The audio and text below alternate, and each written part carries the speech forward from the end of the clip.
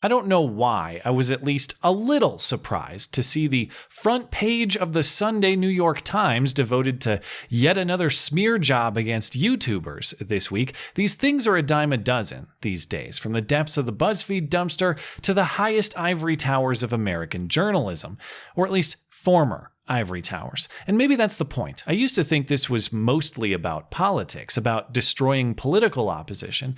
But given the political incoherence of this latest piece, the clumsy, lazy implication that mainstream figures like Philly D are radicalizing people to the far right, and this fact-free assertion is appearing on what has historically been the most prized real estate in all of news media, it suggests to me that this isn't about politics at all. It's about dying dinosaurs hoping to take the next generation with them when the asteroid hits. And truthfully, it doesn't even matter why they're doing this. There is no motive that gives these attack dogs philosophical legitimacy. They use the tools and the tactics of someone who admits, at least tacitly, that he cannot win on the basis of ideas, on the basis of reasoning, on the basis of evidence. He can only win on the basis of force. Currently, the force of financially sabotaging opposing YouTube channels, or in some cases, deleting them altogether. I've talked this free speech topic generally to death, but that doesn't mean that I'm tired of talking about it. The threats to it are the definitive reason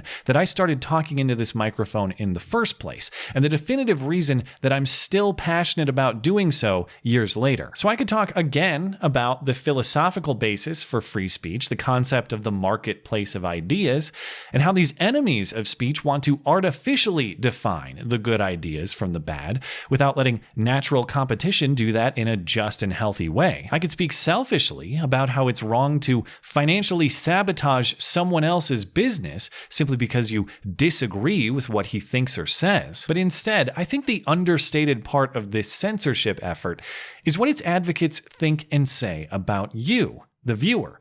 For all the Nazi and white supremacist accusations they throw against YouTubers, I think the implied accusation against you is actually far worse. I want to discuss a few examples and then highlight the common thread to show you what I'm talking about. Last weekend's New York Times piece profiles Caleb Kane, as described an aimless 26-year-old college dropout who one day stumbled across a Stefan Molyneux video that sent him plunging down a rabbit hole that'd make Alice blush. Soon thereafter, he was watching Lauren Southern videos, he was watching Paul Joseph Watson videos, and before he knew it, he'd become so radicalized he was plotting a Christchurch-style attack. Oh, wait, sorry, I misread. He'd become so radicalized that he dated an evangelical Christian woman and argued with his liberal friends. Well, thank goodness benevolent forces intervened before this got out of control. I mean, just think of what could have happened, like getting married or having kids or something insane, like going to church. But soon he started watching ContraPoints and Destiny, and he became a good progressive boy like he's supposed to be. And why? Because the algorithm YouTube uses to suggest videos started pointing him not in a direction based on his viewing habits, but based on the correct viewing habits. The algorithm is responsible for 70% of the views on the site, and in Caleb's case, the author says it's hard to tell where the algorithm stops and his personality begins. After all, according to this description, he just thinks whatever the YouTube video in front of him at the time tells him to think. Remember Jared Holt's big group hit piece for Right Wing Watch in 2017? The one that warned you to be wary of the half-Asian chick and the leather jacket peacenik and the English guy who just wants to play video games because they are nefarious enablers of white supremacist hate? It uses much the same reasoning. It's not that these people earned their audiences through compelling arguments and presentation. No, they just figured out how to become YouTube famous by using tricks, by co-opting an algorithm designed to produce the rabbit hole effect that victimized poor Caleb Kane, the scarecrow man who can only hope for his superiors to give him a brain one day, beholden to their mercy in the meantime. If only benevolent gatekeepers could save us from this treachery of multicultural white supremacism. You'll see this in the New York Times piece as well. The lack of gatekeepers has emboldened once obscure hyper-partisans. And there's only one solution, of course: to surrender the danger of thinking for yourself to other people who assuredly will do a much better job of managing your own intellectual self-interest than you will. This same tinfoil about the YouTube algorithm is at the heart of Becca Lewis's so-called alternative influence piece, the famous Nazi spiderweb of guilt by association that implies just by talking to someone, whether it's debate or otherwise, you have supported everything that person stands for, and thus contributed to the hate. And what makes this all possible? The algorithm. It is the great radicalizer, driving you to more and more extremist content. Honestly, at this point, I won't be surprised if they start claiming that the Russians used the YouTube algorithm to steal the 2016 election. Expect a House hearing on it soon. In a tweet so absurd it's hard to believe she's serious, Becca Lewis claims that Steven Crowder's now surging subscriber count after the censorship effort against him is itself because of, yes, the algorithm. It's because of YouTube specifically driving audiences to harassing content. Oh yeah, it's definitely not all you hacks lusting after Crowder's censorship. That's not why people are subscribing and circling the wagons. No, it's because all these people are helplessly being controlled by YouTube against their will. These people are like rabid dogs after scraps, and then they get surprised when all their vicious barking draws attention to the things they're trying to suppress. Which is ironic, considering in a world without their corporate backing, scraps are exactly what their hack journalism would earn them for dinner. So what's the common thread here? What is the premise that all of these smear merchants have to accept as true for their reasoning to make any sense? They think you're an idiot. They think you're a simpleton. They think they are far, far smarter than you and that you can't even think for yourself. They think you are so mentally deficient that you simply believe whatever is placed in front of your dumb face, that you can be programmed into any worldview that a programmer wants. In short, they think you're a stupid robot.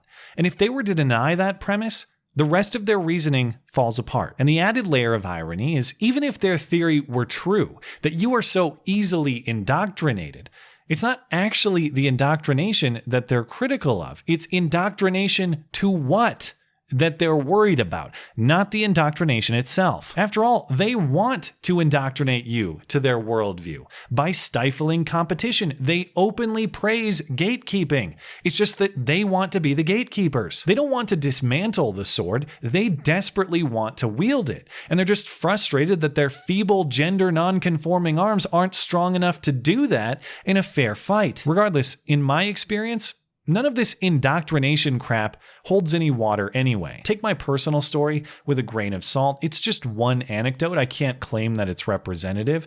But the reason that I know my audience isn't stupid is because I didn't build my channel under the assumption that they are. I didn't trick anyone. I didn't deceive anyone. I didn't manipulate anyone. In fact, I did the opposite. I have assumed that my listeners are smart. I have assumed that I will need to bring my A game to convince them. I have assumed that they will expect evidence for my claims. I have assumed that they'll need a sharp argument that considers potential challenges against it. I have assumed that they will spot my mistakes and challenge me on them where they see them. And over time, that assumption has proven true, not just theoretical. I read the emails and I respond to the emails, and oftentimes they piss me off even when the criticism is fair and well-reasoned, because I take so much damn pride in putting up a high-effort product because I believe you deserve it and you expect it. I know I can't trick you, and I know you'll rip me if I try. In combination with all the other wrongs of these censorship advocates,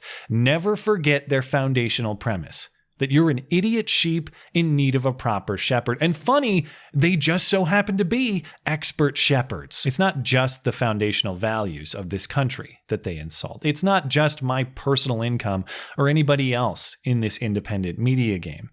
It's your intelligence. They don't believe you are capable of thinking for yourself, and thus you require their benevolent protection. But the good news is, like all movements based on force and coercion, instead of persuasion and consent, theirs too will fail. Because despite their best efforts, if there's one thing harder to regulate than the internet, It's the human mind itself. Trying to do both in combination, yeah, good luck. That's a practical impossibility, but I'm sure they'll find great careers as mug salesmen later on in life. Incidentally, they're really damn good at that. Thanks as always for listening and for supporting this channel always. Appreciate that thoughtful discussion down below, and especially over on Twitter, that is at ML Christiansen. You're always welcome to coming out and chat in my live streams. Those are linked down in the description. Looking forward to it. Goodbye.